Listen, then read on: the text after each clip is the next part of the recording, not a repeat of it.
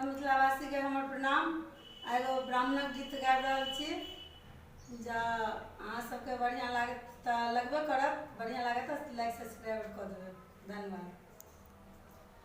आजु सुदिन दिन निर्मल बनल अछि, बाजा बजैयन घोल कि ब्राह्मण बाबू आंगन एला मोर। आजु सुदिन दिन निर्मल बनल अछि, बाजा बजैयन घोल कि ब्राह्मण बाबू आंगन एला मोर।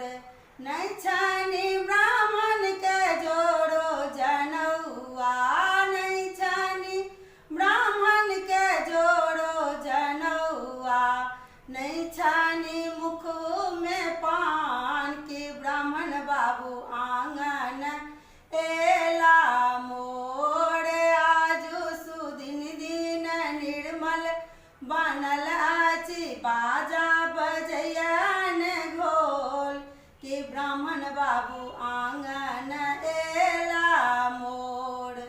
ददियन ब्राह्मण के जोड़ो जनौआ, ददियन ब्राह्मण के जोड़ो जनौआ, ददियन मुख में पान कि ब्राह्मण बाबू आंगन एला मोर।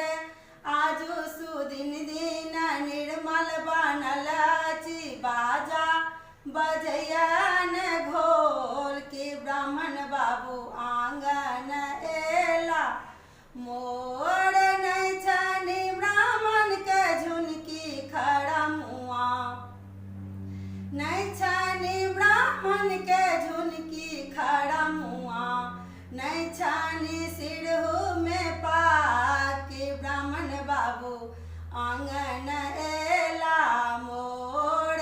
आजु सुदिन दिन निर्मल बनल अछि, बाजा बजैयन घोल कि ब्राह्मण बाबू आंगन एला मोर।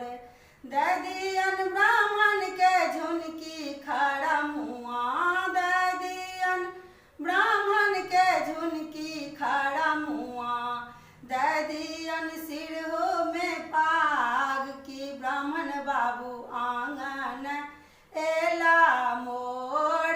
आजु सुदिन दिन निर्मल बनल अछि, बाजा बजैयन घोल कि ब्राह्मण बाबू आंगन एला मोर, कि ब्राह्मण बाबू आंगन